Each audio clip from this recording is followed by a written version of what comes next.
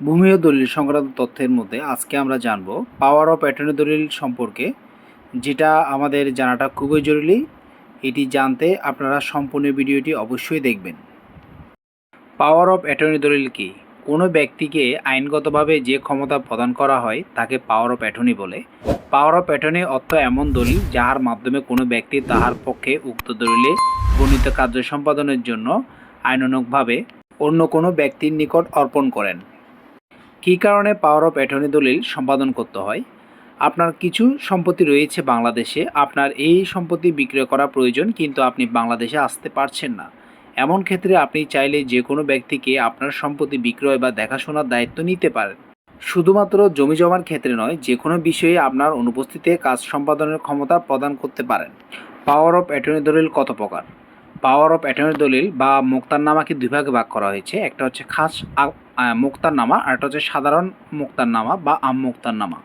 খাস আম মোক্তারনামা। খাস আম মোক্তারনামা দিয়ে একটি মাত্র লেনদেন সংক্রান্ত এক বা একাধিক দলিলে নিবন্ধন লাভের জন্য ক্ষমতা প্রদান করা হয়।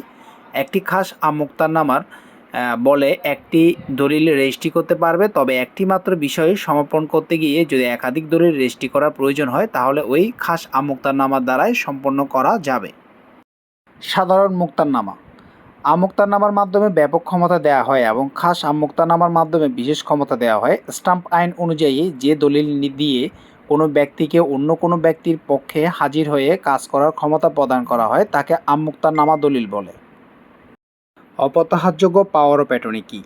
অপ্রত্যাহারযোগ্য পাওয়ার অফ অ্যাটর্নি অর্থ স্থাবর সম্পত্তি বিক্রয়ের উদ্দেশ্যে বিক্রয় চুক্তি সম্পাদন বা ঋণ গ্রহণের বিপরীতে স্থাবর সম্পত্তি বন্ধক গ্রহণের জন্য কোনো পাওয়ার অফ অ্যাটর্নি বা অথবা স্থাবর সম্পত্তি বিপরীতে পণমূল্য গ্রহণের বিনিময়ে ভূমি উন্নয়ন সহ উক্ত দলিল সম্পাদনের ক্ষমতা প্রদান সম্পর্কিত কোনো পাওয়ার অফ অ্যাটর্নি।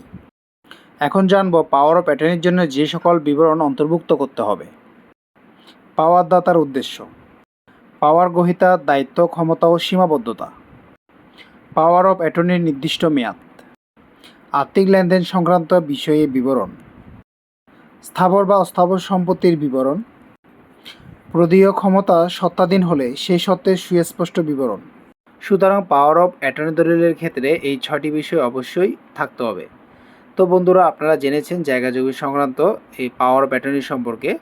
তো আপনারা যদি জায়গা জমি সংক্রান্ত এরকম নিত্য নতুন আপডেট তথ্য পেতে চান, আমাদের পেজটি লাইক, ফলো এবং শেয়ার করে আমাদের সাথে থাকুন। ধন্যবাদ।